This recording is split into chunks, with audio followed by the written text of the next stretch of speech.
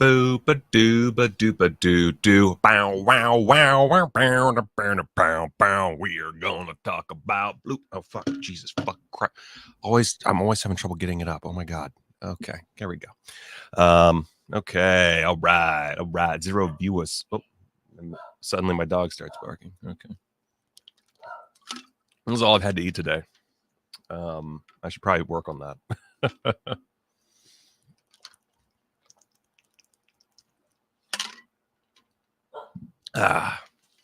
Here we are. A few minutes till go time. I started the live stream a little bit early. Here we go. People who are in the chat, let me know if the audio sounds okay. I left my usual microphone on set yesterday, and I'm going back today, so it doesn't really matter as far as the mic goes. But I didn't consider the fact that I had to do quadruple BBBN, so I'm on the old mic. Oh, we've got Bebe. Hey, man. Here. Oh, man. Let's wait a second. Let's just. There we go. There we go. Look at this. Look at this, man. You look like you're about to go out in the town, bud. Do you see yourself? Yeah. Are you hip? No, hip. That's okay. I'm not hip either. We watch my show. You can't watch your show. You can't watch your show right here. I'm not putting on any of those monstrosities on this computer. Nope. I've got some jelly beans that he's not allowed to have. Me, Dada. No, buddy, you gotta go to, I don't know, church or whatever. No, we're going to interview for the charity. Oh, going to an interview for the Critical Care Comics charity that my wife is part of, which is a really great charity that you should all support. Critical Care Comics. It's good stuff. There's the logo backwards. He's gonna link it in the description. I might link it in the description if I remember. He'll do it. Sure, maybe. Ow. Oh. It's okay. We'll see him later. Love hurts. Bah, bah, bah. Too circusy? It's a little circusy, but I think that's okay. Okay. She's wearing very circusy pants. Oh, that is a sad, sad little man. I just realized that I don't have something in my lineup that I need for the lineup today. So let's see, what time is it? It's 10:12. You know what? I think now's a good enough time to get going. I think this is fine. So let's go ahead and yeah, let's roll that fucking intro. I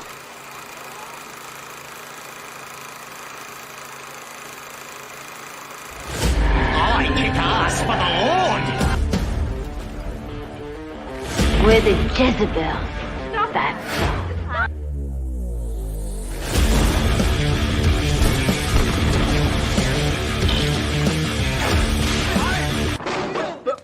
Here I come. I want you to get up right now, go to the window, open it, and stick your head out and yell, "I'm as mad as hell, and I'm not gonna take this anymore!"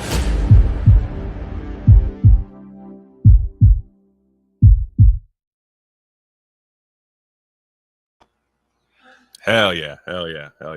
Oh my god. Jesus, he's right here again. He just showed up out of nowhere. What are you doing? What are you doing? No. What are you doing? Are you a spy? Are you a corporate spy? A stooge? Are you a stooge? Ah!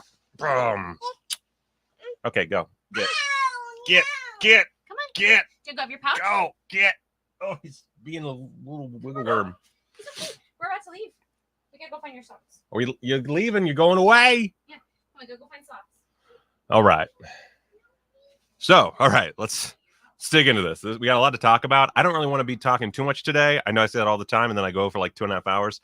I do have a few things I need to do today that are really important, and also I've not eaten anything other than a protein shake, and I am hypoglycemic, so I should probably do that. So let's just dig through these real fast, and maybe we'll come in under 3 hours. Who knows? All right. So first things first, I should God damn, I didn't share my screen yet. I do this every fucking time.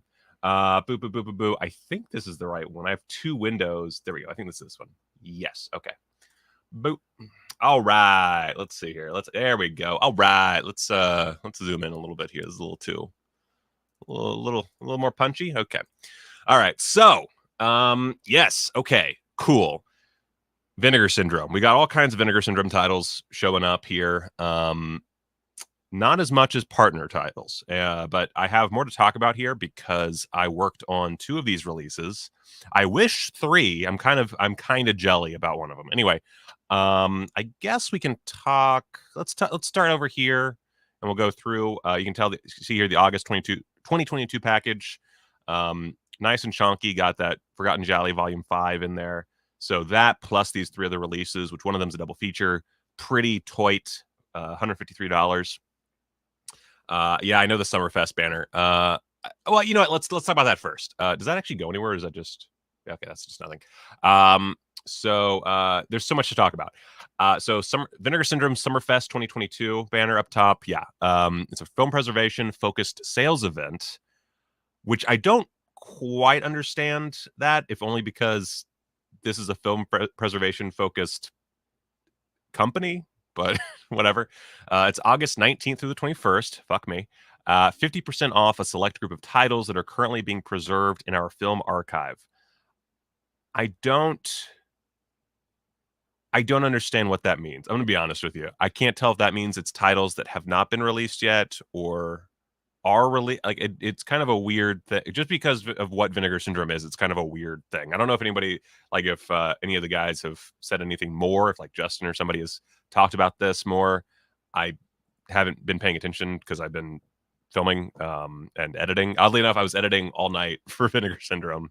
So I got up and finished up exporting some stuff and sending that off. And then I let my wife sleep for 20 minutes and then I did this. So that's been my day. So I've not had time to actually look into this beyond that. But we get 1 new VSA, 2 Picaramas, 2 catalog slips, and new merch, and more info to come. So we'll see if more info comes. I should probably check real fast. I'm going to open a separate window that y'all can't see. I don't know if they put out a newsletter today yet. Let's see here. They did. I think the only thing they put out was they did an attention to the annual subscribers. The new sub discount code is subscriber 50 instead of sub 50. That's all we've got so far today. So we'll probably get more information, again soon. But that's pretty cool and also bad for the wallet. Anyway, what's not bad for my wallet is all this stuff because I made money here. I've already paid for this with my yearly subscription. So as far as I'm concerned, these are free. I know that's not how money works, but I'm going to pretend it is because it makes me feel better. And so let's start with Incredible Melting Man. Incredible Melting Man I did not work on, but I have seen before. I actually did a review on this channel, a very short review, I believe. I don't remember. I'm pretty sure that was on the channel. I don't know if that was a channel thing or a patron thing. I'm pretty sure it was on the channel. But it's a 4K UHD of The Incredible Melting Man. Now, The Incredible Melting Man is a great film. It's interesting in so much as the director intended it to be a lot more funny than it is. But I actually think that it works really well because of the kind of like producer mandated shit. I think I think if it had tried too hard to go funny, it might have gone a little off course. I think the way it is, it's like borderline perfect. Not for everyone. Not everyone's gonna love it, but I love The Incredible Melting Man. I feel like we're not going to get a lot as far as this looks great. It looks great. I don't have the Blu-ray to compare it right now, but it looks great. I don't know what to tell you. The makeup effects are really ooey gooey. The impetus for everything doesn't make a lot of sense. It's great. It's a wonderful movie. And it looks good. And it's on 4K. Rad as hell. I'm not going to go through all the deets up here, but let's see here. We got and it's the best science fiction movie of 1977 as well. That's it's a region A Blu-ray, but of course the UHD disc is region free because it's UHD disc. Newly scanned and restored in 4K from its 35mm OCN. Of course, that's to be expected. Commentary track with writer-director William Sachs. Hell yeah. It's a war. 31-minute brand new interview with William Sachs. I I don't know who edited this. I'm super jealous because I would have given anything. So, fuck, man. Who put the OG Melting Man Blue? It wasn't Code Red, was it? Shit, I don't remember which company did that now. It was Scream Factory? Oh, okay. Oh yeah, it was, wasn't it? So let's see here. So yeah, already an upgrade, from Scream Factory to Vinegar Syndrome. Hell yeah, man. So that's a 31-minute interview with William Sachs. Rad. Just Show Up, a 15-minute brand interview with script supervisor Sandy King. Also jealous of that. My son is back in the. Oh my god. Oh my god. Oh my god. Oh, it's the Arrow one that I saw then. Hey. Why can't you leave me alone? Why can't you leave me alone? Why can't you leave me alone? Lawrence Harvey pointed out that Arrow put it out, which I mean makes sense because Lawrence is British and Arrow's British. Fun fact: Lawrence Harvey. You'll be hearing more about him in some updates from Dr. Deathface. Not gonna announce anything right here, but Anyway, so let's see here. Interview featurette. Oh wait, fuck. Interview featurette with William Sachs and special effects artist Rick Baker. That's an old one. Interview with special effects artist Greg Canham. Is that his name? Canham? Is that? Wait. Okay, hold on.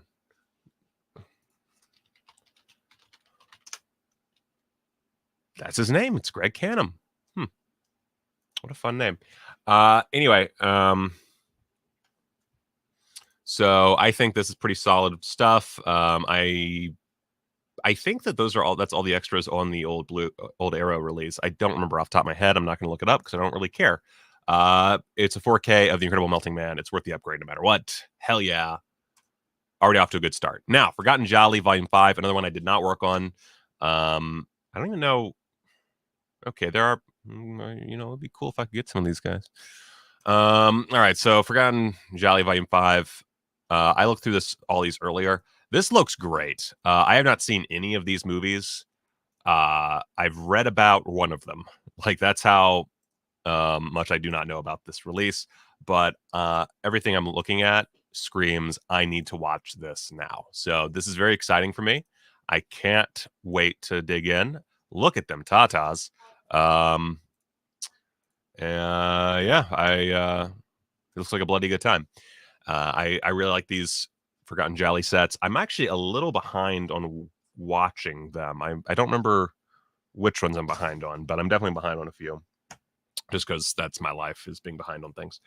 But let's see here. So we got a white dress from Mariale.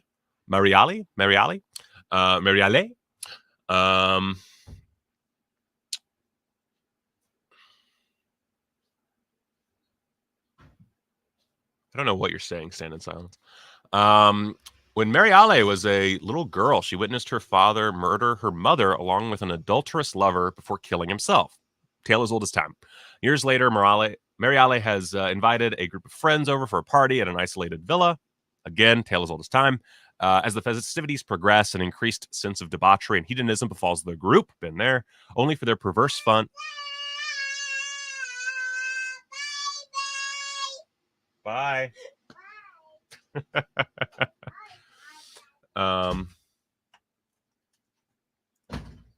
Honestly, that would be pretty funny and pretty fun. I don't know how that would go, but I would 100% be up for it. If someone get the word to the demon that I would be willing to do whatever the fuck that would wind up being. Only for their perverse fun and games to be disrupted by the arrival of a mysterious killer, also been there, who begins dispatching the revelers in nasty fashion, all to cover up a secret very deep in the past. From the depraved mind of Romano Scavallini, who did Nightmares in a Damaged Brain, comes A White Dress from Mariale, starring Euro horror icons Evelyn Stewart, nice, Luigi Pistilli, nice, and Ivan Rasimov. Also nice. I remember Ivan now. Made during the height of early 70s giallo fever and taking cues from the psychedelic craze of the late 60s, complete with a colorful scope photography by Scavolini himself, along with Italy's burgeoning sexploitation market. Vinegar Syndrome is pleased to present A White Dress from Mariale on Blu-ray, newly restored in 4K from its original Techniscope camera negative, and featuring an assortment of new and archival interviews with its cast and crew. Nice. So as far as extras, let's see here. We've got an interview with the director, an interview with Ida Gali. I guess those appear to be both new interviews. There's an audio essay by film historian and critic Rachel Nisbet. We need more of those. Thank you. I'm really hoping that it says audio essay. I would really like for this to have like something edited as well instead of just the audio over like a still or something. Guys, Vinegar Syndrome, like I will take a pay decrease for these. Like I'll do it for you. Like you can pay me less. If you're listening right now, Brad, anybody, like I will do it for less money. Unless of course this is edited. If this is edited, then ignore me. But just to have these like with something under them, it's a visual medium. Let's go. Come on. Yeah, I am disappointed about the lack of commentaries. I 100% agree with you there, James. I do enjoy a good dub, but the thing is, like, some of these are so obscure they don't even have English dubs. So that's where you gotta kind of give them some slack on the lack of dubbing. Or they're just shitty dubs, I guess. Let's see here. Deleted scenes, Italian language original theatrical trailer, French theatrical trailer. Cool. That's pretty solid. I mean, there's a 55-minute interview with Ida Gali. So, I mean, or Ida Gali? I don't know how to say that when it doesn't matter. Tropic of Cancer, not to be confused with the porno. Fred and Grace Wright are vacationing in Haiti in the hope of repairing their failing marriage when they run into an old friend, Dr. Williams. Excited to share the news of his latest work, Williams explains that he has developed a powerful aphrodisiac which doubles as a hallucinogen. Intrigued by their friend's discovery, the couple quickly find themselves embroiled in a high-stakes plot to steal the drug, all the while a mysterious killer, or killers, begins viciously doing away with anyone who gets too close to uncovering the truth about the formula.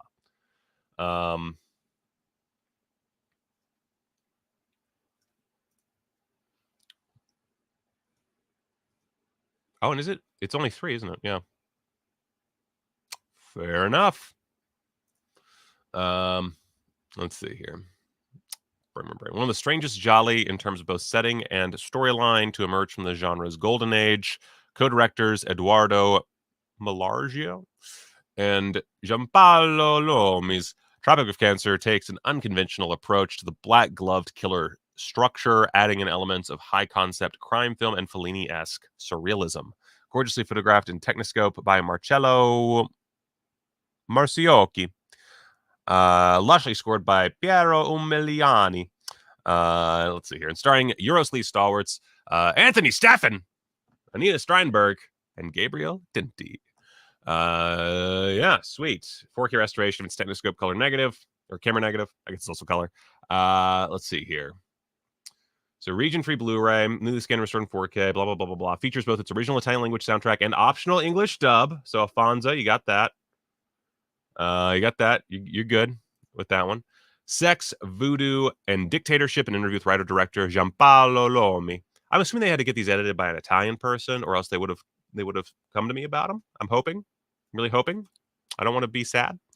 Audio essay by film historian and critic Rachel Nisbet, 18 minutes. Outtakes, alternate English title sequences, Italian language original theatrical trailer, English language original theatrical trailer. It's like blah, blah, blah, blah, blah. And they all have newly translated English subtitles too. So potentially really good there. Although if there's one weakness Vinegar Syndrome has, it's their subtitles are sometimes a little iffy.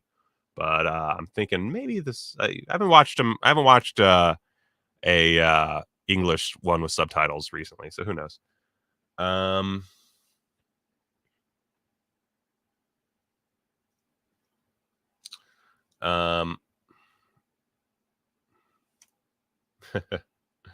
More Ida Gali Jali would make a great set, by the way. Like that's a great name for just a set of films. Let's see here. And I will say, like, the thing about this is I don't think Vinegar Syndrome would ever do a dub for a movie like these. New York Ninjas is kind of a special case, obviously, because they're reconstructing the entire film without any with just the film footage. When it comes to something that's complete, I don't think they really are. I can't imagine them doing like a fan cut or a fan dub of something. 9 members of an so 9 guests for a crime. 9 members of it. Oh my god, that protein shake is coming back to haunt me. One second, I just need a sip of water. Goodness. 9 members of an extremely rich and hateful family have decided to have a month-long reunion on a remote island in the Mediterranean. No sooner than their arrival, or old grudges, resentments, and feuds make themselves known, along with allusions to some more macabre events in their past. But when their boats are torched, thus stranding them without any connection to the mainland, it becomes clear that someone is not willing to let old wounds heal. A fact made all the more clear as bodies start to pile up. It would be funny. Yeah, I agree. One of the many gialli, which loosely adapted Agatha Christie's landmark novel, 10 Little Indians, prolific spaghetti western director Ferdinando Baldi's sole foray into the genre, 9 guests for a crime, sets the action in a picturesque villa in Sardinia while loading on sinister twists and nasty deaths. Let's see here. Stars John Richardson, 5-time Oscar nominee Arthur Kennedy, and Italian character actor Massimo Foschi. And featuring a score by Carlo Savina, sorry. Vinegar Syndrome is blah, blah, blah, blah, blah, blah. New 4K restoration of its original, blah, blah, blah, blah, 35mm OCN, with a fresh interview with one of the film's few surviving participants. Let's see here. So, blah, blah, blah. Features an English dub. There you go. Giallo in Sardinia. 27 minutes, an interview with actor Massimo Foschi. Audio essay by film historian and critic Rachel Nisbet at 15 minutes. Theatrical trailer. Cool. All right. So yeah, would love. And Moth in the Head says all 3 films are great. Not surprised. They look and sound amazing. So this is the one I'm really excited for this one. Cover artwork's all right. I think it's got a nice minimalism to it. And actually the other side is pretty what am I saying? It's a pretty dope cover. It's not quite as stylized as some others, but that's actually it's pretty good. I can't wait to put it on my shelf and watch them after like a year. Anyway, who knows? We'll have more time by then. Hot Snake and Guns and Guts. So I was actually surprised by this one because I knew about Guns and Guts coming. I did not know about Hot Snake. I didn't know this was part of a double feature when I did the Guns and Guts interview. So that's cool because Guns and Guts is fine. It's not a bad movie, but it's one of those where it's kind of like, yeah, that's fine, I guess. And then the ending is the ending's really solid. It's got a very solid, brutal ending. And there's some really good moments here and there scattered about. The cinematography is pretty good. But I mean, I did not realize Rachel Nisbet had a Giallo podcast. Shit, I gotta add that to my rotation. God damn. But Guns and Guts, Rene Cardona Jr. We all know Rene Cardona Jr. not exactly the most beloved filmmaker in the Vinegar Syndrome library. Had a lot of he's very divisive. Guns and Guts, I think it does have similar pacing issues as a lot of Cardona movies tend to have, but it's definitely worth watching. I'll say that. And it's also one of those where I think a lot of people are not going to like it. I think a lot of people are also going to love it. So it just depends, but definitely not the worst. I don't know anything about Hot Snake. I've never even heard of Hot Snake, but these are Mexican Westerns. It's a Mexican Western double feature set. And this actually, okay, so this is from Hot Snake. This looks really good. I love this outfit. This already looks physically better than Guns and Guts. So that's a huge win in my book. Let's see here. So Guns and Guts. Yeah, it's a movie that looks and is fine. Oh, there's nipples. There's a great scene where you get to see a penis. If you like penises, you get to see, I think, pretty sure his penis. Pretty sure it's his penis. I don't remember. Even though I did the interview for this, I do not remember any of these men's names. I suck. Even though I had to do a whole bit of research because I remember Rene Cardona III in his interview was like talking about these names willy-nilly, and I'm like, I have no frame of reference for who these people are. I just realized I don't have a light on. Wait a second. There we go. You got a lot of scantily clad. Well, I say a lot of scantily clad babes. A few scantily clad babes.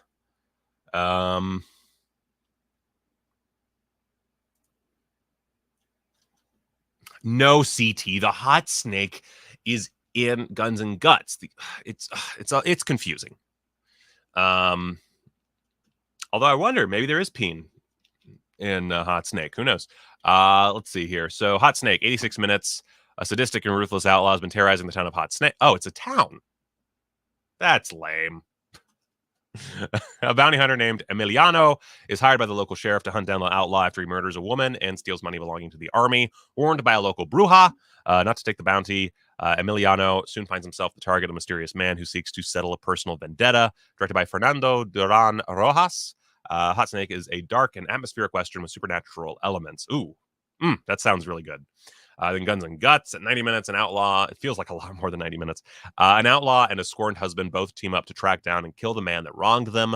Along the way, the two men meet a hired gun that loves money just as much as he loves the company of women. So the two men decide to hire him in order to help them on their mission. However, things become complicated when the man they all seek to kill has risen to become a wealthy sheriff with a small army of gunmen at his disposal.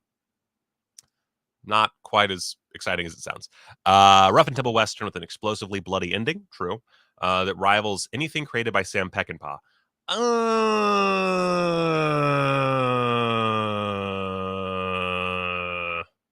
don't know about that. This is true. This is true. I mean, I guess the finale rivals bloody violence from Sam Peckinpah, but I would not put the two in the same category. I wouldn't say it rivals Sam Peckinpah. I would say that it aspires to rival Sam Peckinpah. And I know that Rene Cardona Jr. and the Cardona clan were friends with Sam Peckinpah, and they talk about Sam Peckinpah, and they were inspired by Sam Peckinpah. I would not say they rival Sam Peckinpah.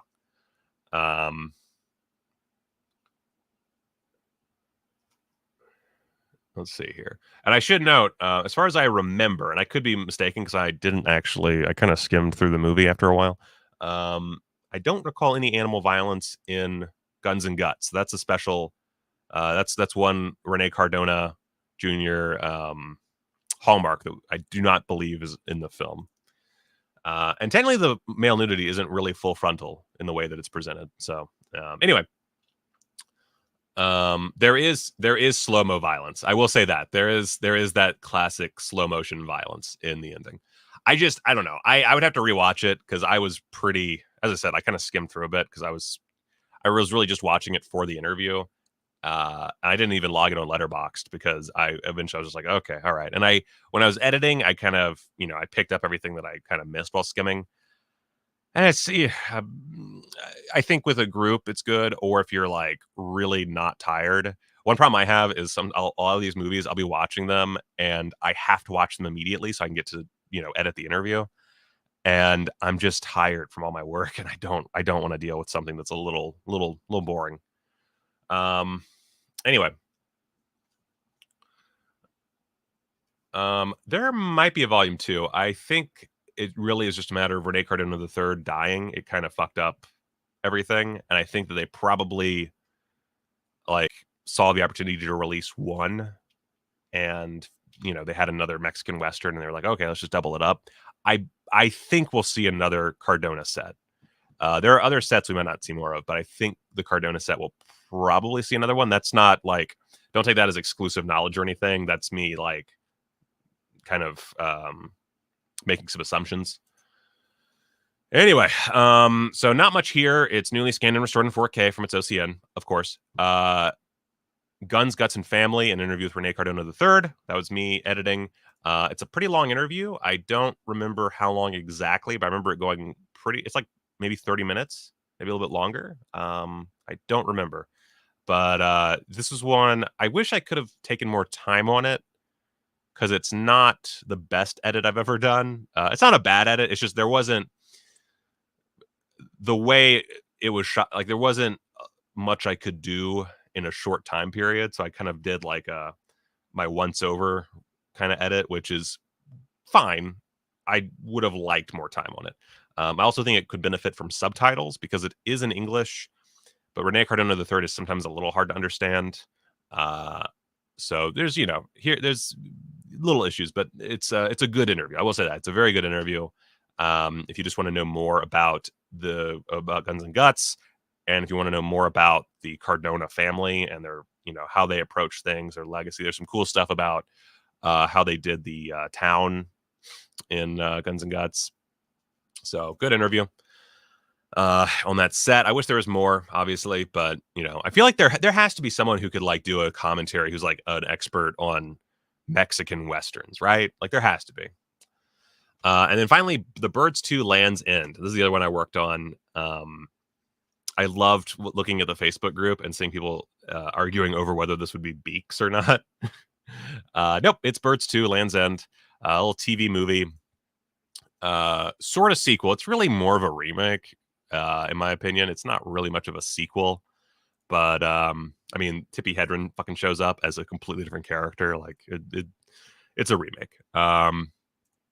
Famously, the producers went back and added a bunch of what some people consider to be unnecessary gore. I think the gore actually kind of helps, but this movie was the source of one of my childhood traumas, because there's an eye gouging by birds that stuck with me forever. And I guess I saw this I think it was an HBO original or something, but I saw it like on cable and as a youngster, and it fucked me up, son. The movie itself, it's good.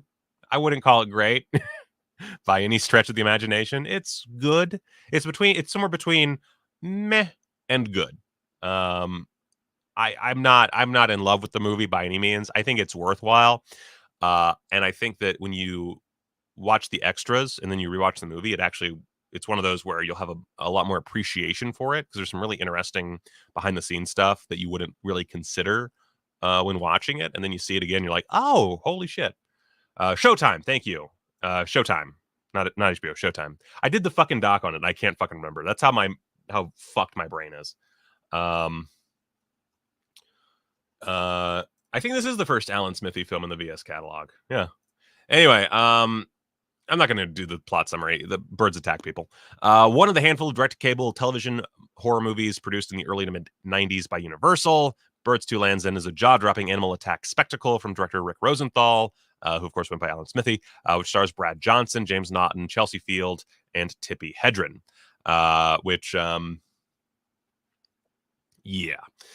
James Naughton's really good in this. Never released on disc, Vinegar Syndrome brings this notorious sequel to Blu-ray, newly restored from its 35mm inner positive and featuring comprehensive interviews with the cast and crew.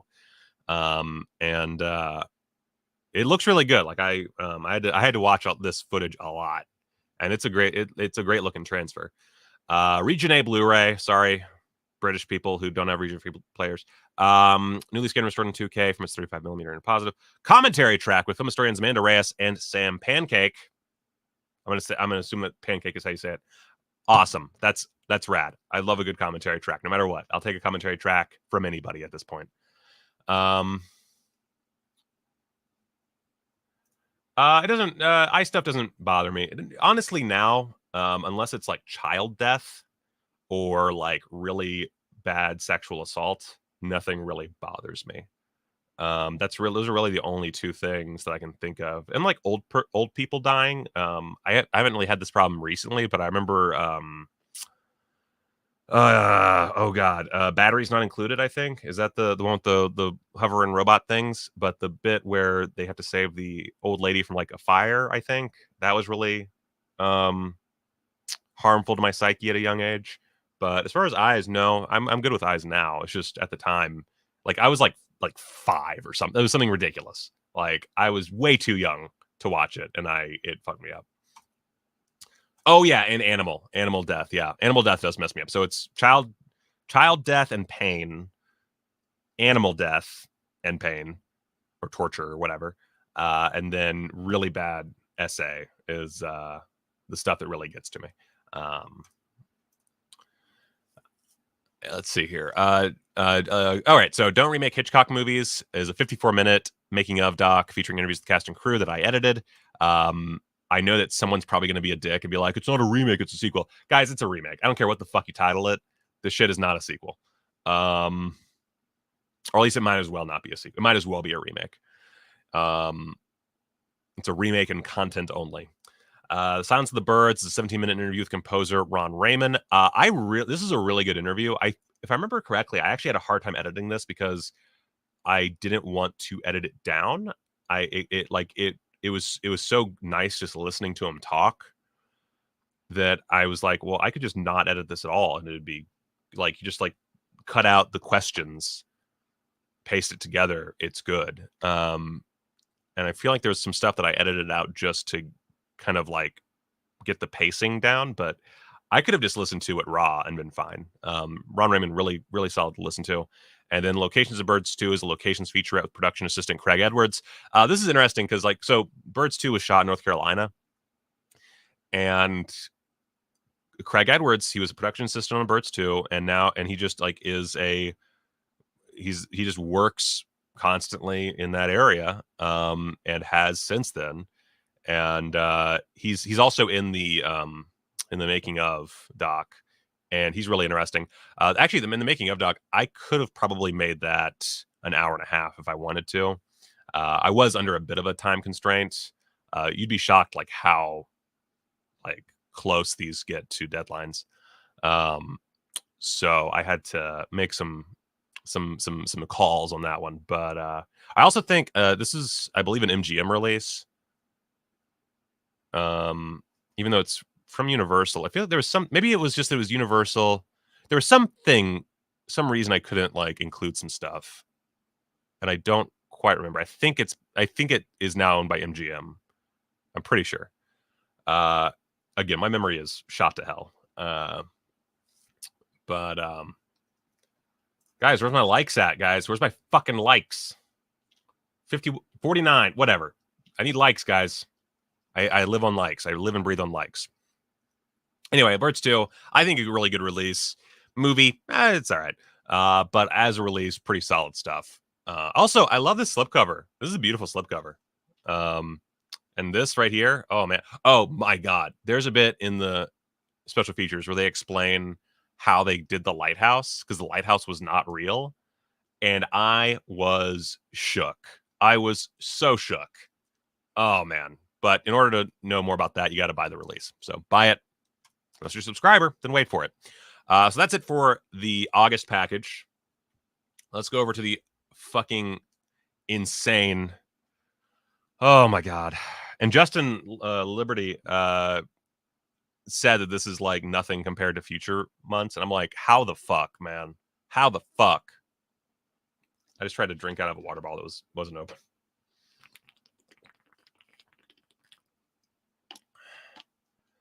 Okay. So I'm going to do this pretty fast. I'm not going to dig into everything detail by detail, because we have, let's see, 1, 2, 3, 4, 5, 6, 7, 8, 9, 10, 11, 12, 13 new releases. Starting with After Blue. After Blue, I wanted so desperately to see this in theaters because it was at Beyond Fest. And I was at Beyond Fest, and I don't remember exactly. I think it was like I was like on my way there still, or I had something to do, or there was like another showing. I don't remember what it was, but I just barely missed the opportunity to see After Blue on a screen, and I was pissed. But it's here now. It's from the director of The Wild Boys. You haven't seen The Wild Boys. Great release from Altered Innocence. This is also Altered Innocence. And oh yeah, and it should be noted, almost everything here is like 1,000 or less. This one's 2,000, but like most of these releases, there's only 1,000 units, which of the slipcover. Of the slipcover. I don't think anything is limited in totality, like that Jess Franco release. I think they all have standards, but the slips are, with some exceptions, limited to 1,000. Again, this one is 2,000. So let's see here. Blah blah blah blah blah. I'm not going to dig in. Basically, it's from Bertrand Mendico. Great filmmaker. Apparently, it plays like a lesbian El Topo in space, which I'm so excited about. I'm not gonna read the plot. Fuck that shit. Stunning 35mm in-camera practical effects, much like The Wild Boys. It also has a lot of in-camera practical effects that are just amazing. I wish I had this level of talent. And like, oh my god, otherworldly set pieces, dazzling score by Pierre Desprats. Let's see, sir. We get unseen footage by Bertrand Mandico, set to new music by Pierre Desprats. Short film, The Return of Tragedy by Bertrand Mandico, starring David Patrick Kelly and Alina Lowenson. 20-page booklet featuring an interview with Bertrand Mandico, or Mandico? I don't know. Original theatrical trailer, other titles, English and Spanish subtitles. I'm super pumped. I mean, like, honestly, like, just look at this. Look at this. Look at this. Look at this. Look at this shit. Oh my god. This is like my brand right here. Oh god. Oh, I can't wait. Oh yeah. Oh shit. I did a dumb. All right, and then The Corn Shucker. This is an old cult film from 97. Okay. It's barely an hour long, or just over an hour long. And it's region free, got audio commentary, interview, music video, still gallery. I wish there were more details here, but you know what? That works. That's a nice little, you got your commentary, an interview, and a music video, and a stills gallery. That is like a perfect little set of extras for any release. So yeah, the Corn Shucker is a mythical creature who, I'm not going to read this. It's a cool thing about nature being encroached on by society, and as you can tell, shot on it's not the most high fidelity film in the world, but it's yeah. Oh, also this is from VHS Hitfest, which apparently is how we're supposed to say it now. VHS Hitfest, the website that this is springing, or the company this is springing forth from, it was generally called VHS Shitfest, but for some reason this is going by VHS Hitfest. I don't know why, but that's what it is. Maybe it's an algorithm thing. I don't know, but that's the newest partner label. Also really excited about this one. This one's going kind of, I mean, not that fast. It's only 1,000 units. But I'll definitely be picking that up. And then Dead North, one from our good friends over at Wave Productions, directed by Gary Whitson and Sal Longo. Let's see here. I'm gonna read this one real quick. In the tradition of blood cults, awesome. Dead North is a hypnotic SOV soap opera slasher epic and an early non-custom passion project from director Gary Whitson and his New Jersey-based company Wave Productions. So we've got audio commentary with, this is like packed, audio commentary with Gary Whitson, moderated by Ross Snyder, co-director of Mail Order Murder, the story of Wave Productions. Great documentary, by the way. Audio commentary with Richard Moog, author of Analog Nightmares, the shot and video horror films of 1982-1995. Great book that I have in my collection that is amazing. Highly recommend it. True North, an interview with director and Wave founder Gary Whitson. Bonus movie, bonus movie, The Pinelands Murders, director Gary Whitson's 2012 feature-length remake of Dead North. So it's another 98-minute film. The Hanging Judge, a 1991 custom short from Wave featuring the cast of Dead North, 45 minutes. Crushed, Gary Whitson's 1995 short featuring Dead North stars Clancy McCauley and Avon Warren, 18 minutes. Guys, I want to do the Wave Productions thing. That just seems like so much fun. So I'm actually, I don't know if Justin was joking, but on the Facebook group, someone asked about the pronunciation, and he said that while VHS Shitfest is the old version, the actual partner label is VHS Hitfest. I don't know if he was joking. I don't think he doesn't joke a lot, so I'm assuming that is true. Anyway, yeah, I mean, man, me too. I love this dude. Richard Moog is great. Oh, you will be Vicious. So yeah, let's see, and we're not even done. Crushed, Gary Whitson's 1995 short featuring Dead North stars Clancy McCauley and Avon Warren. I already said that. Lunch Meat Midnight Snack, Dead North special edition, a 28-page booklet featuring rare vintage news articles plus writings by John Schaefer, Ross Snyder, Gary Whitson, and more, plus trailers. Goddamn, What a fucking disc. That's actually limited to 2,000 units, which is shocking to me because these have not been selling well. Maybe it's a contract thing, but guys, buy more shot on VHS. It's good. Or SOV, rather. I guess it's not all VHS, but you know what I mean. Go buy more SOV stuff. It's great. All right. Faults from Yellow Veil. I have no idea what this is. This is one that I did not actually look at before we started. Yeah. So let's see here. Claire's under the grip of a mysterious new cult called Faults. Desperate to be reunited with her daughter, Claire's parents Claire's parents recruit one of the world's foremost experts on mind control, Ansel Roth, to kidnap and deprogram her. However, once the process is underway, Ansel realizes he may be the one in control. From 2014, I actually remember reading about this now. So this is limited to 1,000 units. It's at 734 right now. I think you're probably fine for a bit, but this is from Yellow Veil. Let's see here. Dying.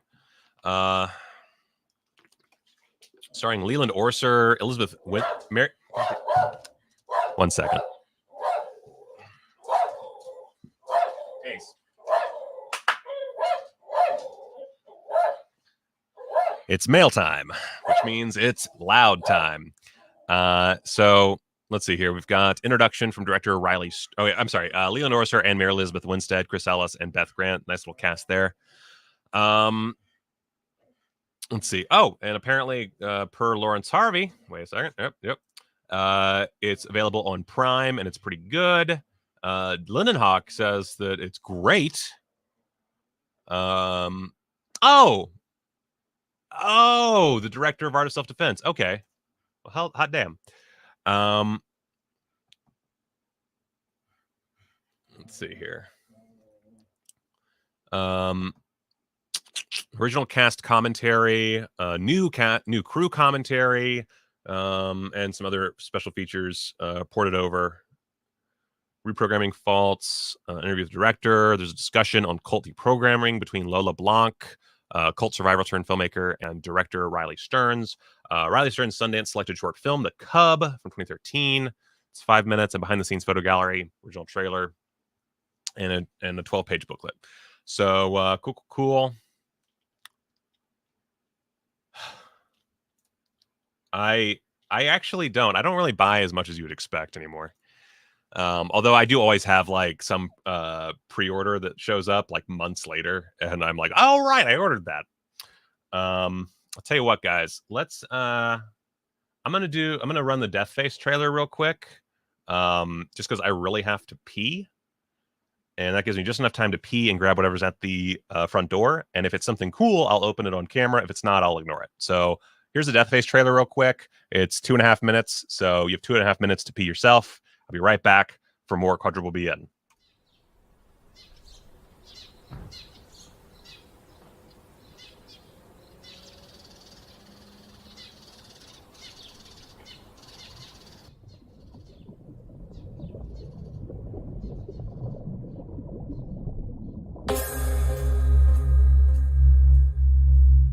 Something strange is happening in my house.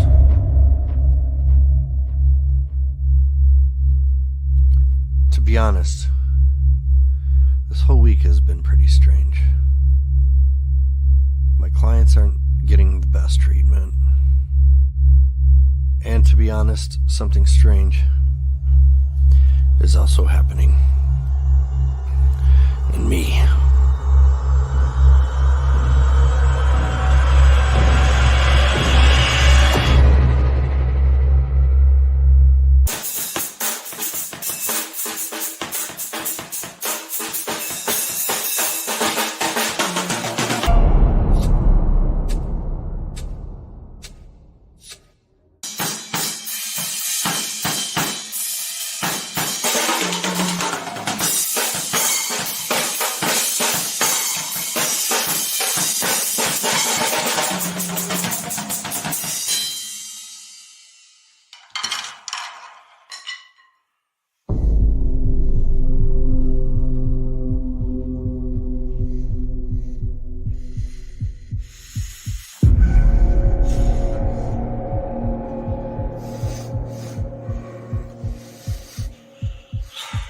I don't think I'm a very good therapist.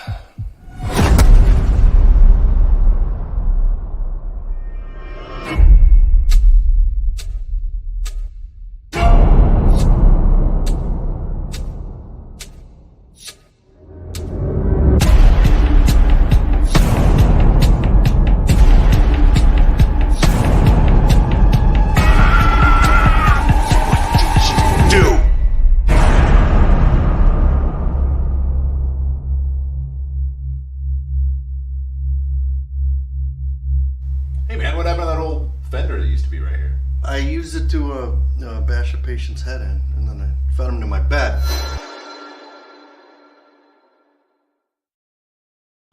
Man, I'm kind of mad. So most of the filming we've done so far looks much better than the trailer, but that last shot of Dr. Deathface talking to Drew Marvick, I think I like it better in the pitch trailer, but I really don't want to go back and reshoot it.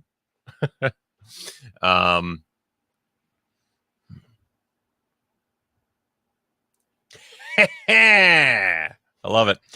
How's the movie coming? It's coming pretty well. As far as like if I'm detaching myself from everything except for like the footage, it's really good. It is taking forever. We just did our 11th day, which it's now been 2 months. So you can imagine how frustrated I am with how long it's taking. So it's a little bit of a pain just by virtue of scheduling. I definitely made a mistake in adding so many characters to it. I really should have tried to make it more like housebound, but I'm really bad at keeping things contained in writing. I'm so quick to add more and more and more and really push my limits. And that is sometimes a mistake because holy shit, is it tiring. Anyway, what? I can hold a gun, kind of. That scene's gonna be better in the movie, by the way. We hadn't fully written that scene yet, and so I really just like threw it in, and that line is still in the movie, and I mean unless we cut it, but I think it'll be a little bit better in the final picture. Anyway, I got a Hamilton book thing, just a small one, little Tootsie Roll, but I love opening these. I love these Tootsie Roll boxes, and there is a surprise in here. So let's open this real quick, and then we'll get back into the quadruple BN. Got my Tootsie Roll, Tootsie Roll. Got my little Tootsie Roll, Tootsie Roll, Tootsie Roll. Lit my little Tootsie Roll. We missed the trash can. All right, let's see here. This is always so satisfying. Oh yeah, okay. So don't need my thing. So I got a few things of note. I got Deadly Force. I had never really heard anything too great about this, but it has Wings Hauser, and it was super cheap on Hamilton Book. And of course, it was just on sale from Shout Factory for more money. And I thought, why not? Same for Rappin'. I just realized wait a second. Let me not mirror this real quick. All right, so Deadly Force. There we go. And then Rappin'. Love me some Mario Van Peebles. I don't know if I'll enjoy this or not, but it seems fun. Where is it? Got Dance Macabre. All of these were so cheap, I just couldn't say no. So I got that. Of course, watch like Vinegar Syndrome and do like a 3-pack of just those movies. And then, even though it was taken off of the website, Mardi Gras Massacre, which apparently features really awful essay content. So that's great. But yeah, I don't know. I still don't know what the deal is with this being off the website, but it was on Hamilton Book, and I now own a copy. So we will take a look at that at some point pretty soon. Let's see here. Did you paint up the... No. Wait, I haven't shown this in a while. Come here.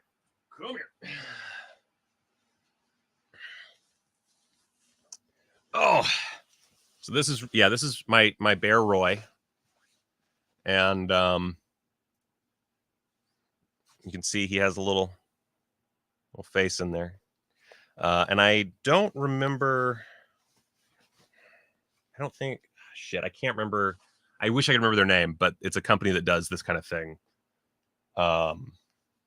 They'll make teddy bears that are creepy, and they have like a bunch of Jason bears. They had one Roy bear that wasn't selling, so I bought him.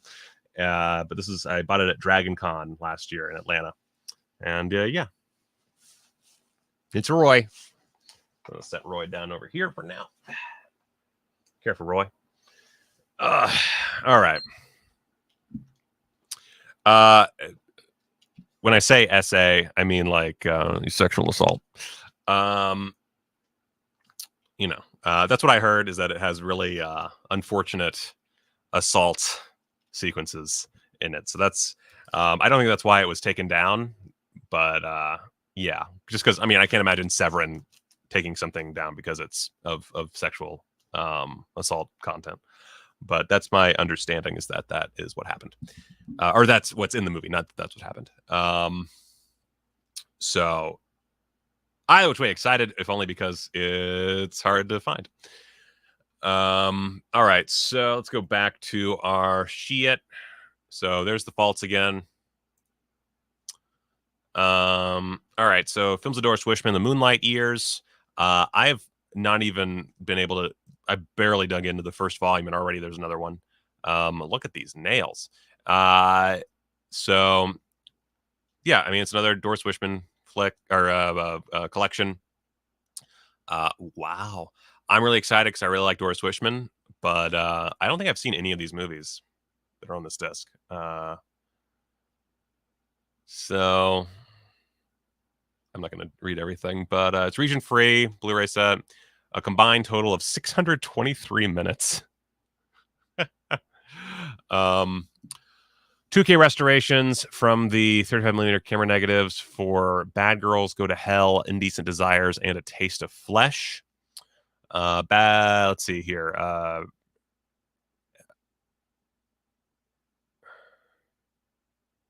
Oh, not on all of them. Sorry. So there are 2K restorations from the original 35mm negatives, but A Taste of Flesh is preserved from the Something Weird SVHS master.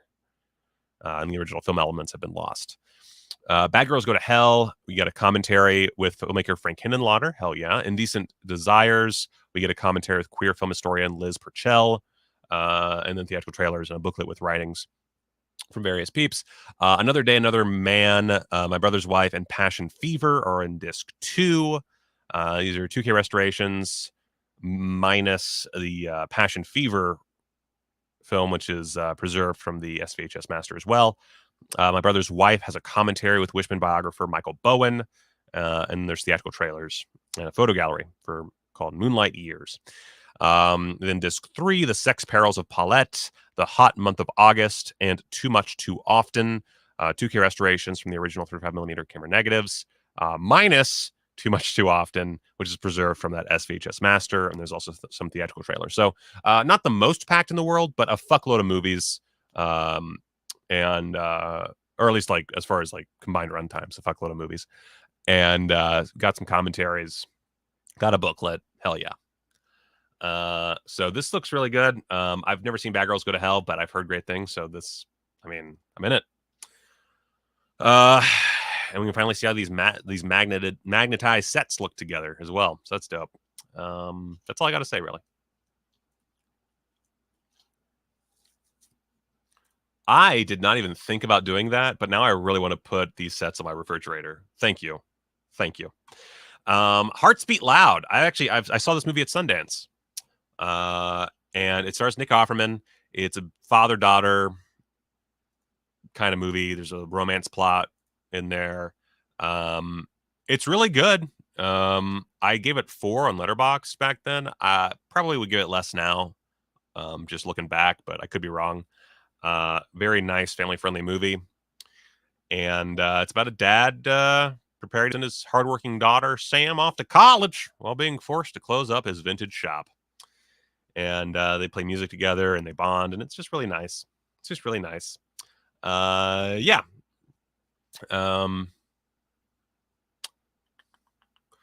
This is real. Wow, this is packed. New feature-length audio commentary with director Brett Haley, co-writer Mark Bash, and composer-songwriter Keegan DeWitt, recorded in 2022.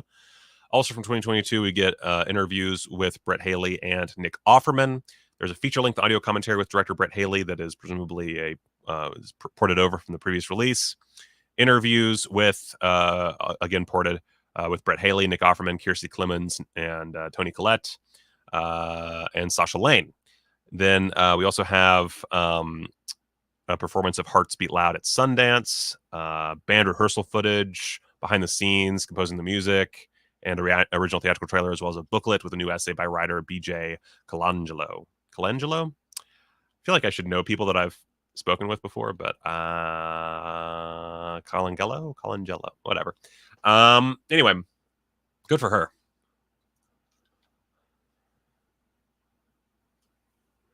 I'm sure he's.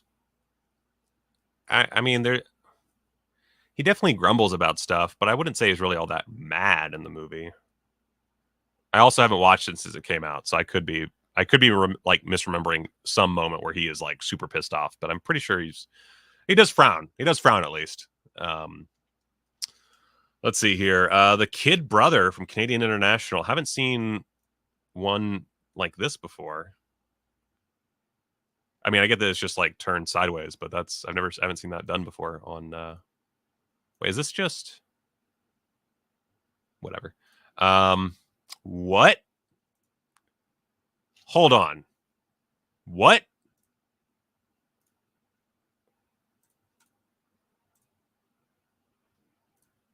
Wow. This looks like a difficult watch. Okay. All right. Take a good look. You'll never forget this kid. Going through life without legs, 13-year-old Kenny Easterday, playing a version of himself as active, enthusiastic, resisting the pressure to wear prosthetic limbs. He also finds himself the subject of a documentary made by a visiting French film crew. As the production unfolds, Kenny's parents, Dragon Slayer's Caitlin Clark and Fight Club's Zach Grenier, brother, his real sibling, Jesse Easterday Jr., and absentee sister, girlfriend from Hell's Leanne Curtis, bring long simmering tensions to the surface, shaking Kenny's delicate sense of balance. Determined to better understand his place in the world, he hits the road for a daring journey of self-discovery, an unprecedented cinematic achievement that has earned acclaim, awards, and disbelief all over the world, while remaining largely unknown in North America. The Kid Brother, aka Kenny, is a one-of-a-kind coming-of-age triumph. In his one and only film role, Kenny Easterday lights up the screen with an infectious, appealing performance full of charm and playful abandon. With humanity and 80s eccentricity to spare, The Kid Brother is a cult phenomenon waiting to happen. How did this come out in 1987? I've never fucking heard of this. What the fuck? What?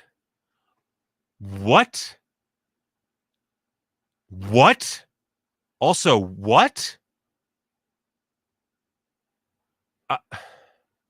I'm going to be honest, you guys. I'm not sure that I can handle this. Like, I'm going to buy it, but this seems like really tough.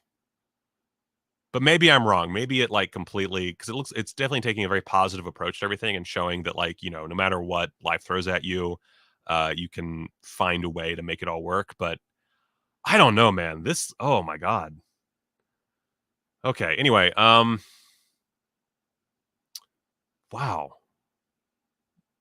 Wow. Region A Blu-ray, scanned in 4K from the original 35mm camera negative, restored by Elephant. Sound transferred and restored from the original 35mm magnetic film 4-track final mix. Cool. Audio commentary featuring author, film historian Kiera Janice and writer, film critic Ralph Elawani. Rad. In Kenny's company. That's a good title. 33 minutes. Interview with writer-director Claude Gagnon. Yuri and Claude and Kenny.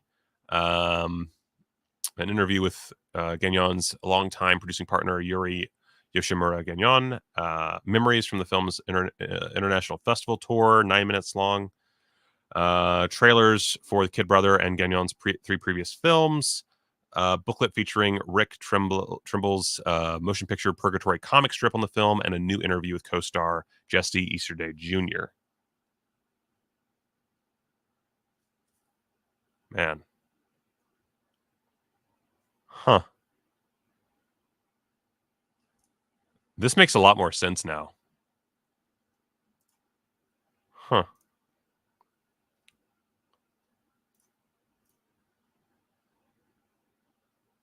Wow. I had no idea this existed, so I'm just like flabbergasted right now. Man. Man, it should be noted. I'm saying that because I'm a parent and like kid stuff gets to me really easily. Like it fucks me up real fast. And but I mean, at the same time, I mean, this kid is obviously managed to. I wonder, like, is he still around? Kinney Easterday. I just gotta know.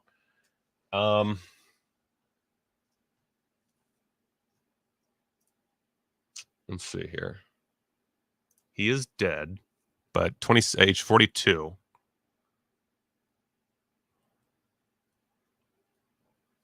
I don't know. Is that his?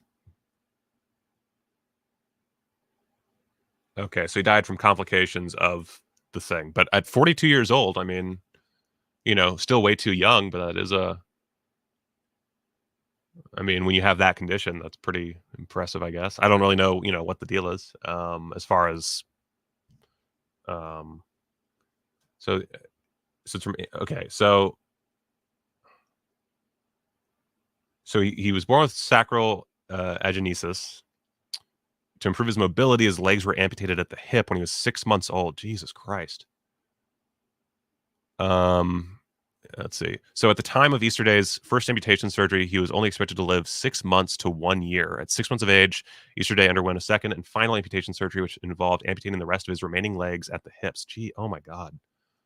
I cannot even imagine. Oh my Lord. So obviously, Kinney came around. He was on the Jerry Springer Show. Shock and awe. He was a regular on the Jerry Springer Show. Wow. He was also the focus of a 2010 TLC special titled "The Man with Half a Body," and died 2016 at 42. I mean, being expected to live a year at most and going to 42—that's pretty wild. I guess good to hear. Like that's a bit of a mix of emotions right there. Wow. Sorry to spend so much time on that. I'm just like, my brain is like falling apart. All right, Low Sound Desert from ETR. Huh. Okay, I recognized one person. Let's see here. What is this?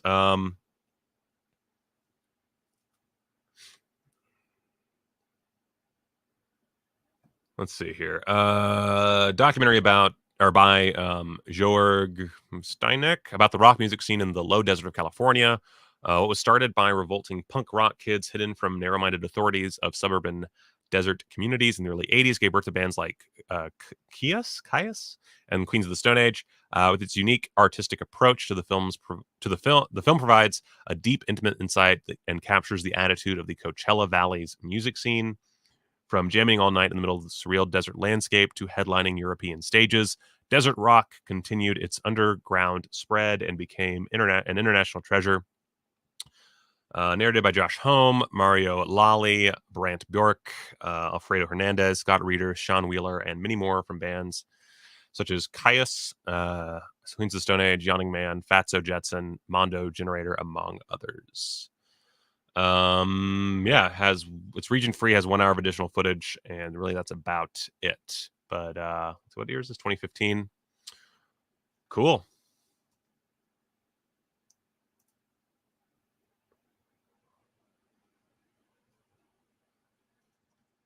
Let's see here. Natural Enemies. I think this is the one that most people are most excited by.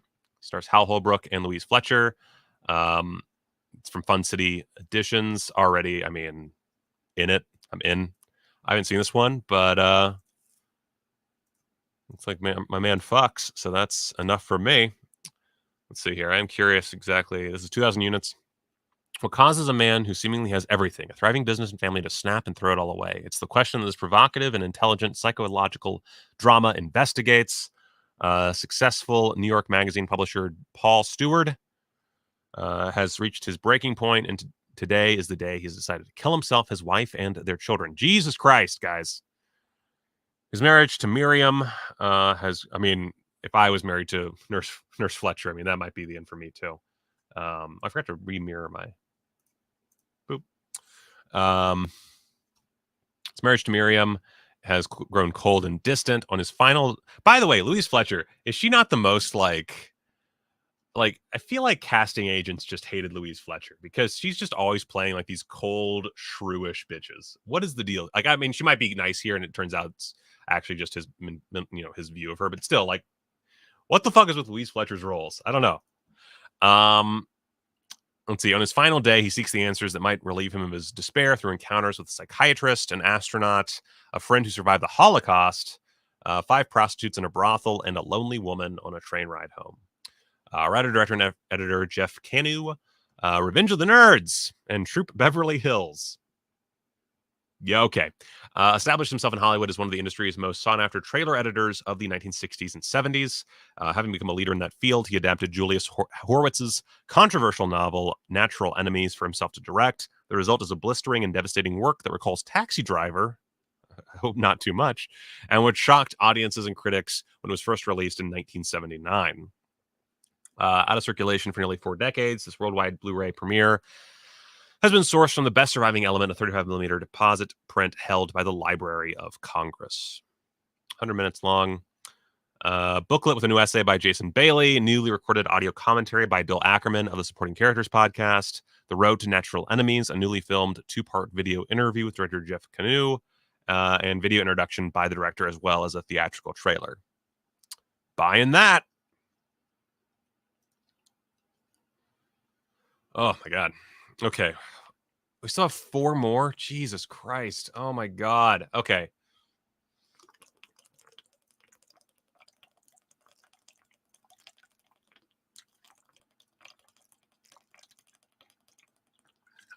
So this one looks really good. It's from like 1987, I think. Is that right? Yep, 1987. Directed by Masashi Yamamoto.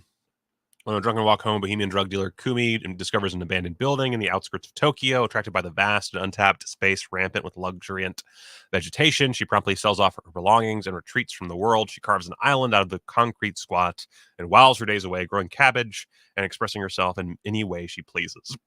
Oh, sorry. It's called An Unsung Anti-Capitalist Masterwork. Jim Jarmusch is mentioned. I want it. This looks really good.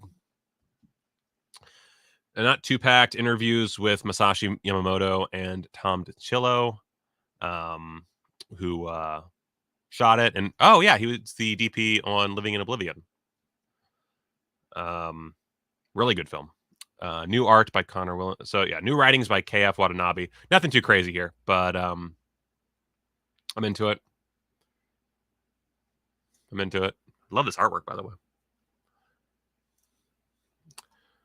Streets of Death from Culture Shock. I'm just going to take another swig of water while we go through these stills. I'm dying here, man.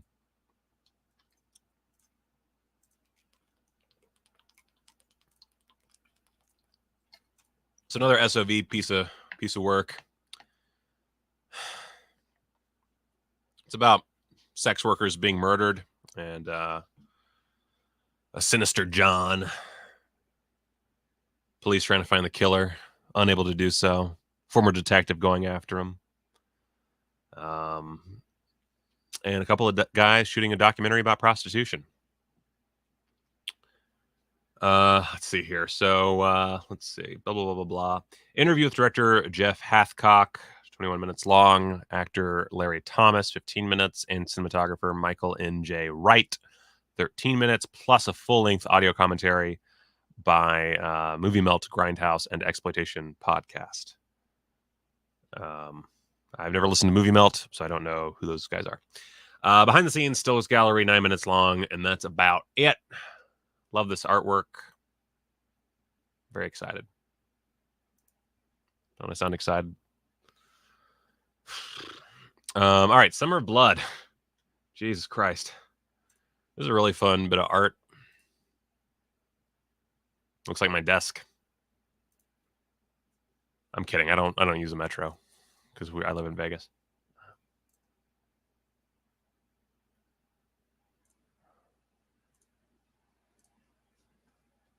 Oh, is that Alex's War? Oh, that I mean, that doesn't surprise me if that's the case. Anyway, Summer of Blood from Factory 25. Writer, director, owner Tukel turns in a hilarious performance as the monumentally lazy, socially oblivious, and commitment-shy Eric Sparrow, who is dumped by his career woman girlfriend. When he rejects her rather charitable marriage proposal, feeling lost, he turns to a disastrous string of online dates that successfully eat away at his already deteriorating confidence until a lanky vampire turns him into an undead lady killer with a maniacal sex drive matched only by his frenzied need to feed on blood. A collision of absurd, self-deprecating wit and existential curiosity, Summer Blood is a hilarious horror comedy with a clever bite all its own. I like Factory 25 a lot. It's from 2014, 86 minutes. Sounds good to me. We've got 2 commentaries by owner Tukel, one of them from 2022. We've got 2 nearly 30-minute interviews with Larry Fessenden and Lloyd Kaufman. It says it's a vampire interview. I don't know if that means they're vampires or being interviewed by vampires. It's about vampires. I don't know what the deal is there. Behind the scenes, deleted scenes, trailers, and a 24-page booklet. I mean, maybe. I think the only problem is with these big releases, it was this one, the other Alex Lee Moyer film. I don't know why I can't think of the name. I talked about it. My brain's just fried already. But the only problem with those is they kind of fit I mean, I guess the problem and the benefit is they both fit a niche audience, but it's a large niche audience that isn't really served by any other label. So maybe. I'm gonna be honest, I'm not a fan of that type of documentary, because it's a lot of feigning ignorance from the documentarian that I feel is a little disingenuous. But it is a big release. And it is probably smart of them to be nabbing those releases, because, again, it is a very specific audience that is not being fed by any other labels. So maybe, I don't know if it would bring them a notch closer to Vincent, but it definitely will bring them closer to, or not bring them, make them bigger. I haven't seen it yet. I listened to part of the podcast on it from Knowledge Fight.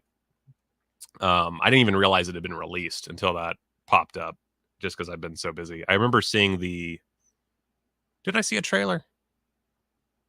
I don't remember. Either which way, I don't want to dig too much into this. I don't like Alex Jones. I understand the appeal. And I think that there is something to be said about a documentary, but everything I've seen so far has not really suggested anything more than like a puff piece. And I'm not really into that. To me, it's just like the right-leaning version of Michael Moore, if that makes sense. It's not a one-to-one comparison, but because like Alex Lee Moyer doesn't really put herself into her documentaries as much, but it's the same idea of, presenting something as a documentary, but being willfully ignorant towards certain aspects so as to make your point more. And I'm not a big fan of that. So I haven't watched it yet. I'm going to say this. I'm not judging the film as a whole right now. I'm just saying why I haven't watched it and why it doesn't interest me. If that makes sense.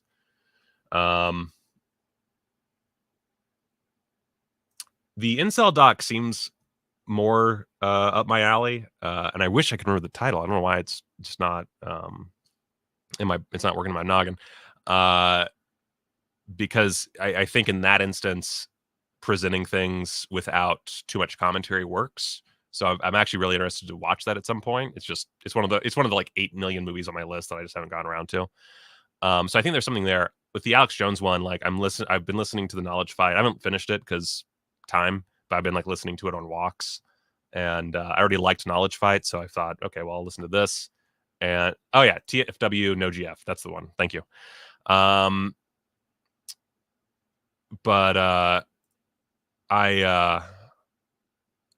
because they're basically Knowledge Fight, for those who don't know, is a podcast that breaks down episodes of Alex Jones's show and kind of digs into like how he's manipulating information or making shit up or, straight up lying sometimes. And, all that stuff. It breaks down all the nitty gritty. And there's I think 2-part episode they did recently called Dan's War. And one of the hosts is named Dan, and it's him. He saw the movie, and then they took the film once it was released, and they've been like playing clips and breaking down like how it's kind of manipulating the truth and like ignoring certain things. It's really fascinating because Alex Jones on his show will like, he has this whole thing where he talks about on his show about when he was a kid, like taking down this whole corrupt police department, and that being like a big push for who he is now. And then in the documentary, it's never brought up. And it's interesting because in the documentary, it's very obvious per them. And again, this is me secondhand information because I haven't watched the movie yet. Just to be clear, I do not judge movies in totality before seeing them. I'm just relaying why I don't have much interest in seeing it. But it's him basically, it's either him ignoring facts about it that he's or supposed facts that he's presented about himself that should be really important, or it's Alex Lee Moyer editing out these things to make him seem less crazy.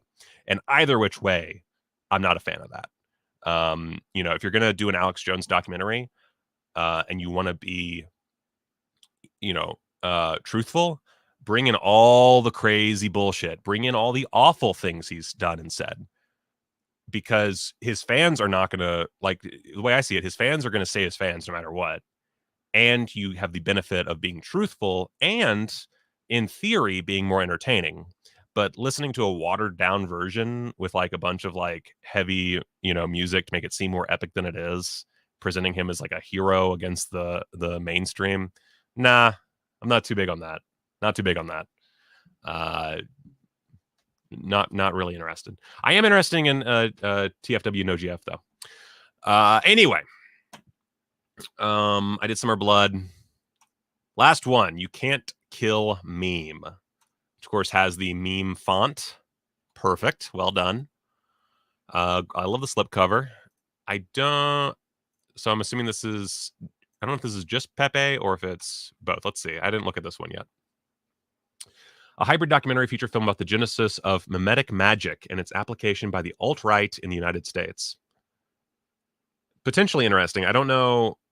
Obviously, this isn't just about Pepe the Frog. There was that Pepe the Frog documentary about the artist and how his stuff got co-opted by the alt-right. Let's see. It's Utopia. So I don't know. I'd have to, I'm sure this is available somewhere to watch for free. This release does have a 60-minute Q&A from Fantasia Film Festival and is region free, but that's about it. It's from 2020. Well, let's see. Let's see what this.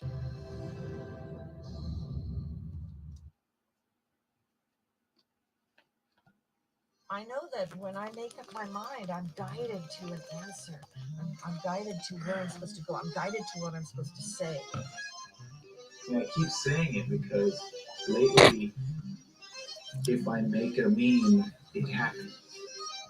I believe it's also, like I said, domestic enemy, among us.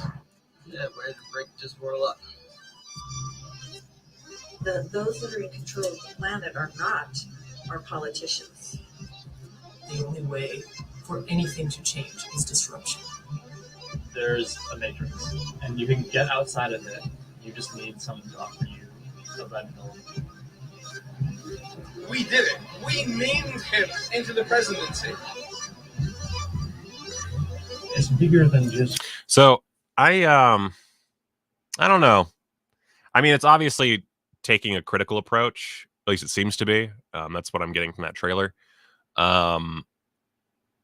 This is one I probably won't buy. I'm curious.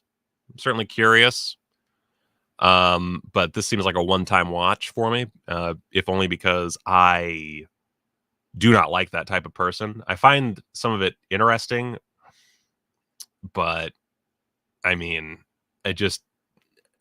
meme culture is weird because in some ways I embrace it, but in other ways I find it incredibly frustrating. So I don't know. That's a tough one. I'll have to. I wonder. Let's see. You can't kill meme streaming. Okay, so it looks like it's on Hulu. Oh, the letter. Oh, ooh. Let's see. I'm curious. Wow.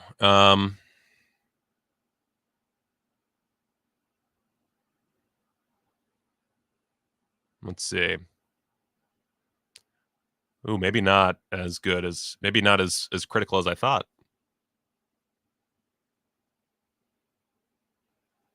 Seems mildly experimental.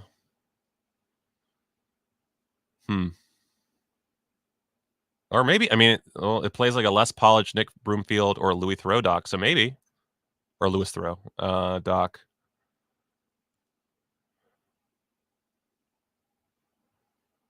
Okay, so it's that. Okay, so it is somewhat critical. But it seems like a lot of structural issues is what I'm gathering from just looking at these.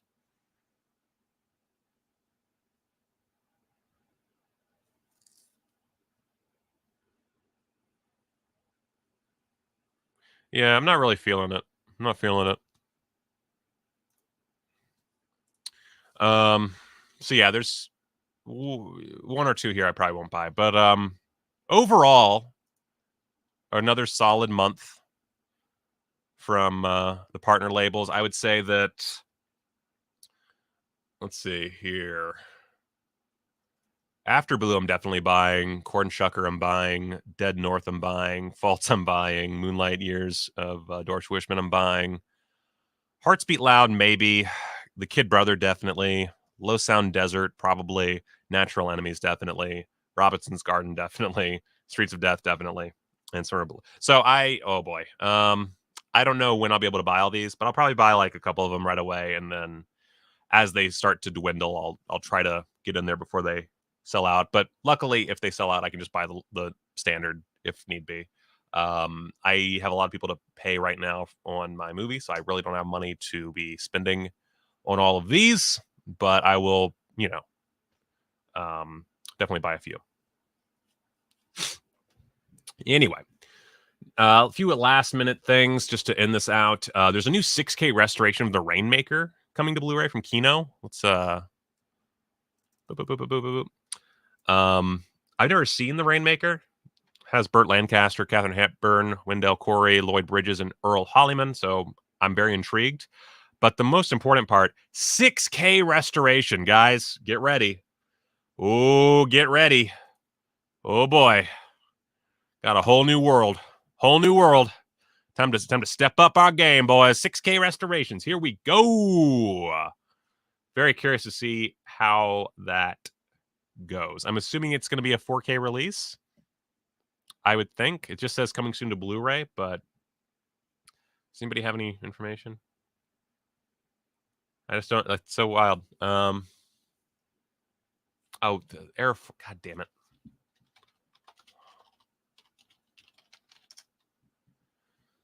Oh,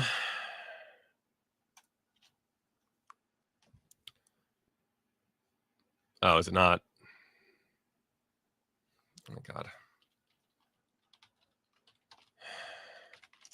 Oh wait, I can't do that without signing in.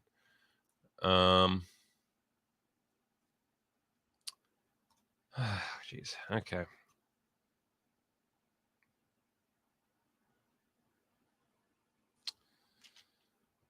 Where's my? There it is. Oh, it's on their Facebook page. I still need to. Let's see here. 1 second. Let me pull it up. Let me pull it on up.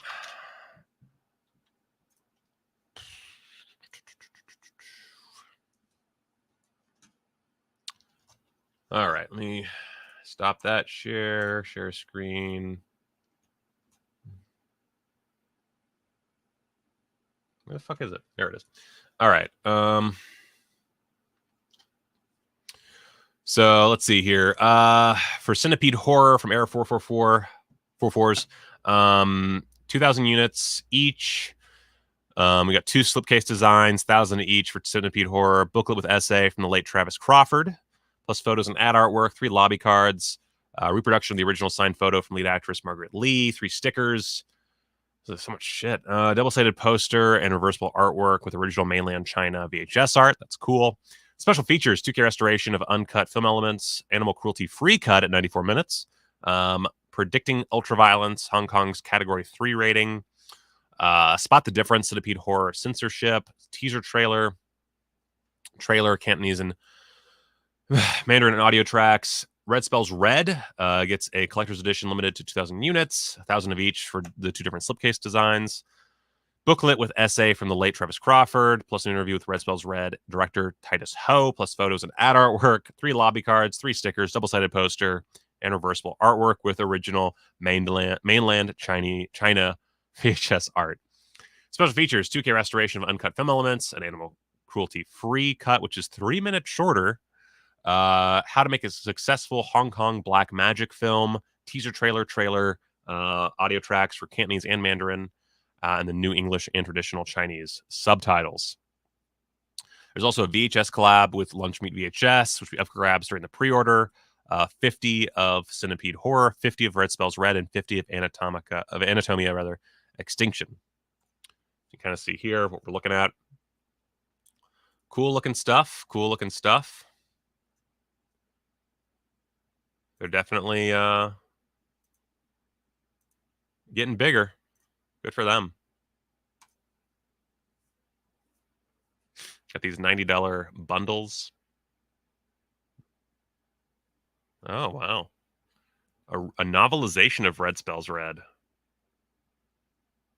Huh. And newly commissioned comics. Wow. These guys are just going hard. Wait, what's the everything bundle? $180 you get everything. That's actually kind of rad. Like, these are pretty sick releases. That's pretty rad. Huh. Wow. Let's go over to Disconnected. How about that? I feel like that's the better way to do this.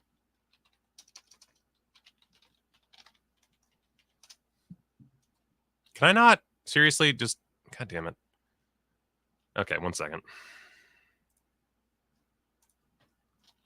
1 second.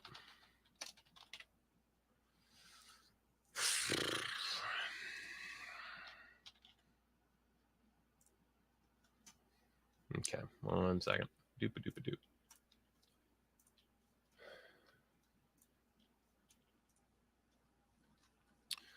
So what did he bring up? Oh, he did go check out his discussion with Brett Burke. Oh, and Kino announced Eyes Laura Mars, which is kind of like a Giallo, but American. And has all kinds of stuff. I did commentary with direct Eyes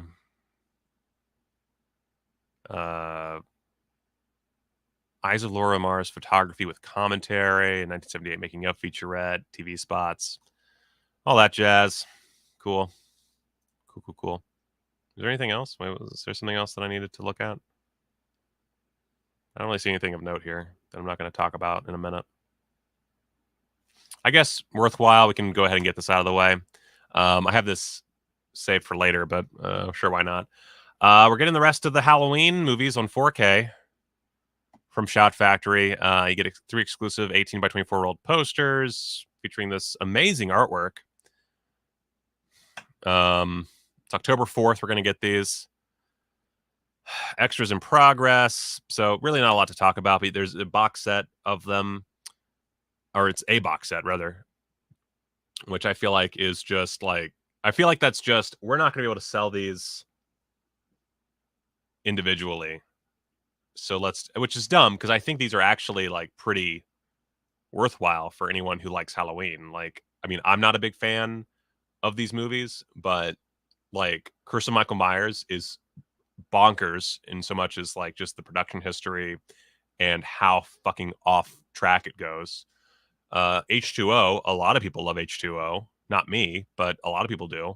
And then Halloween Resurrection is getting like this whole new cult following. So, yeah, I don't really like. I feel like there should be this one big box set, but I guess this was their way of making the most money. Yeah,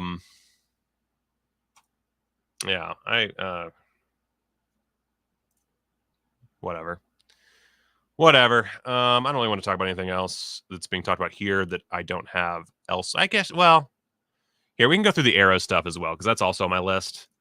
So we can just do that now. Big thanks to Disconnect for just having a great Instagram. So, Gothic Fantastico. This is an interesting little piece. This is curated, this is 4 films curated by Alexandra Heller-Nicholas, which I think is pretty cool. We've got brand new 2K restorations from the original camera negatives of all 4 films. My throat is starting to hurt. Wow. What time is it? It's 11:45. Fuck me. Okay. Bunch of options for English and Italian and stuff. Brand new video introductions to each film by Italian film devotee Mark Thompson Ashworth. Image galleries, limited edition 80-page book, and a fold-out double-sided poster. Brand new audio commentary by author and critic Alexandra Heller-Nicholas. Brand new video essay on the film.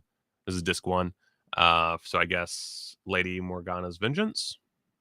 Should have probably put that in there, Disconnected, as to which one's which. Brand new video essay on the film by author and producer Kat Ellinger. Brand new video interview with actress Erica Blanc.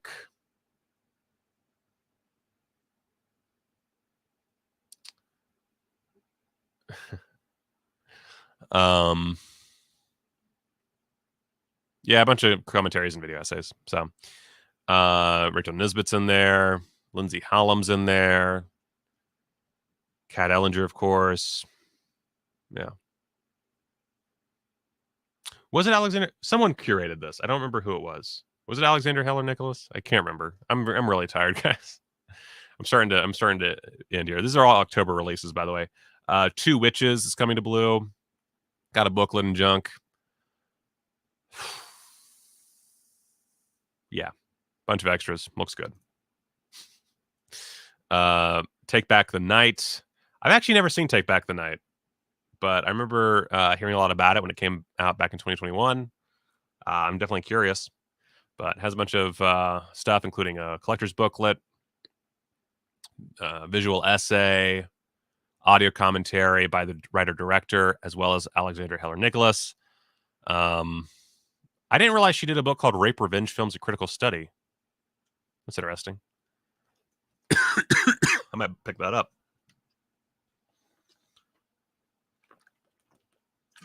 Oh, man. I'm dying here. Let's see here. Videodrome, of course, announced to 4K with a booklet and a poster and Luby cards and all that. Potentially really good. With these 4Ks, I'm kind of holding out on each one because I just don't trust them to not require me to do something to get a new disc. So, but it's a new 4K restoration from the original camera negative by Arrow Films of the director's cut and the U.S. theatrical cut, approved by Cronenberg. So that's pretty rad. So if this comes out and there's no issues, even though I already own the Criterion, I'll buy this. And Count Yorga collection. I don't own the Count Yorga movies. They've been released before, I think, from Arrow. So I think this is just one of their re-release things. But, I mean, actually, I say re-release, brand new 2K restorations. This is actually an upgrade of both films from the 4K scans, from new 4K scans of the original 35mm camera negative. So this might be the time to buy if you haven't bought them before. Got audio commentaries on both and other stuff, interviews, appreciations. Cool. That's it for stuff I actually give a shit about. All right, let's 1 second. I'm gonna stop that. I'm gonna go back to, wait a second. Let me curate my shit a little bit.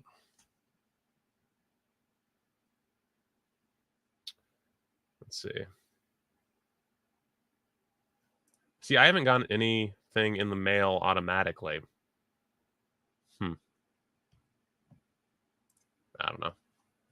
I just find them annoying. But they also, you know what? To be fair to Arrow, they have done that thing where they've started releasing less in order to do more QA. So actually, my problem is probably unfounded, just based on that. Anyway, let's do these last couple of things so I can fuck right off, because we're at an hour and 40 minutes. Because as usual, when I say things are not going to take too long, they take fucking forever. So Daisies is getting a new 4K restoration from Janus Films. So this means we're probably going to get a 4K of Daisies from them at some point. Might just get a Blu-ray because I think it's only on DVD at this point. But I love Daisies.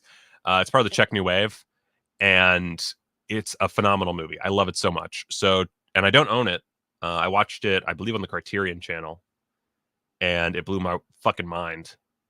And so yeah, I'm really into this. Obviously, this isn't a title announcement or a Blu-ray announcement. It's just it's a 4K restoration, so it hit theaters in August. So I might have to travel to see this. There's no way it's going to show in Vegas, but if it's showing in like Arizona or California, I might have to travel just to watch this on the big screen, because that sounds rad as fuck. So we'll keep our ears out regarding a release, but expect that sometime soonish to be announced. I would not be surprised if Criterion announces it before the end of the year. You know, both are powerful experimental films that kind of battle authority, so sure.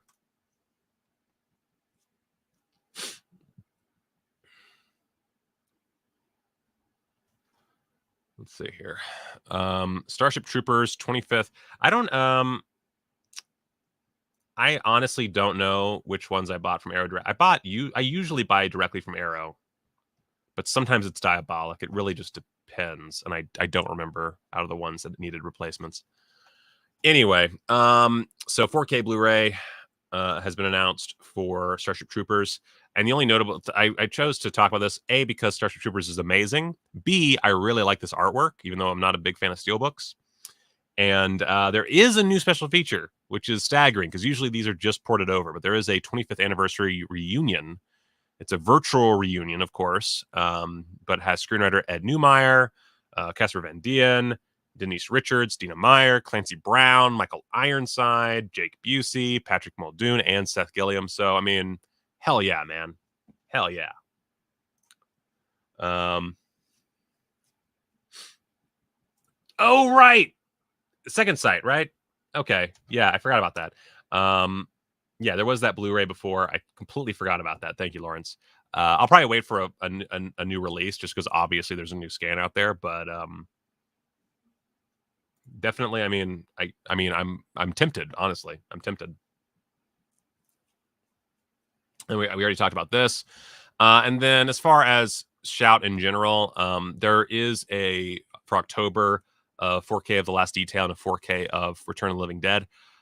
No details on either of these yet, so we don't know if like the music issues have been fixed for Return of the Living Dead.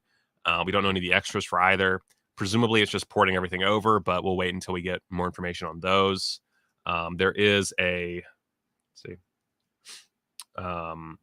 this collector's set they're doing. It includes some enamel pins and poster, which is pretty rad, and a box, which, what is this? Let's see. I guess it's a vinyl. Is that it?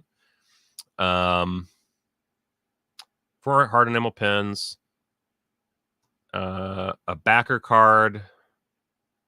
Oh, for the pins. And so it's just the box that the stuff comes in. Okay. I mean, that's fine, I guess. I wouldn't spend $95 on that, but that's cool.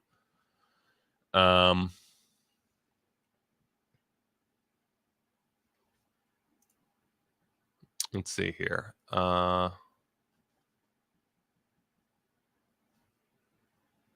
think that's it. I'm pretty sure that's it. Yeah, because we already talked about the Halloween stuff. I don't think there's any additional info. Yeah. It's all just kind of there. So we'll see. I might pick these up individually. Might not. I don't know. I mean, I've gone on record. I don't particularly care for these films. So not really a big on my priority list. I think we got Fog.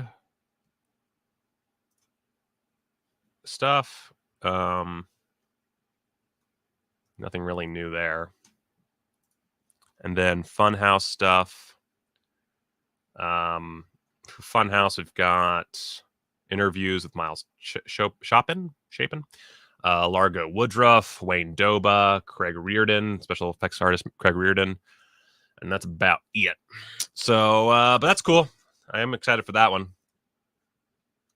All right, the protein and coffee are starting to work their way through my bowels. So that's enough information for you and enough information for me. I'm going to hit the dusty trail. We will talk more about other things in the near future. But until next time, guys, I am Michael Keene. This has been Big Bloody Breaking Blu-ray News. And baby, go watch a fudging movie!